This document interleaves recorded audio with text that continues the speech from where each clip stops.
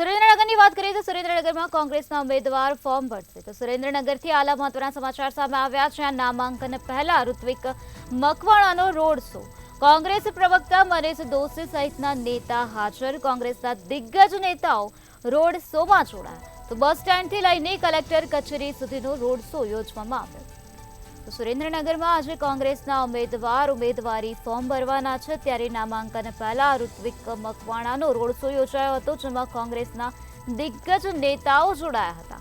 કોંગ્રેસ પ્રવક્તા મનીષ દોશી પણ હાજર રહ્યા હતા. કોંગ્રેસ પ્રવક્તા મનીષ દોશી સહિતના નેતાઓ હાજર રહ્યા હતા. ત્યારે બસ સ્ટેન્ડથી લઈને કલેક્ટર કચેરી સુધીનો રોડ શો યોજાયો હતો.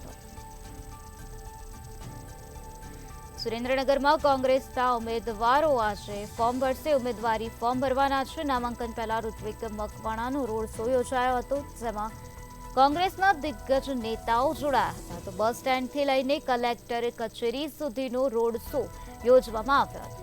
કોંગ્રેસ પ્રવક્તા મનીષ દોશી સહિતના નેતા તેમાં હાજર રહ્યા હતા.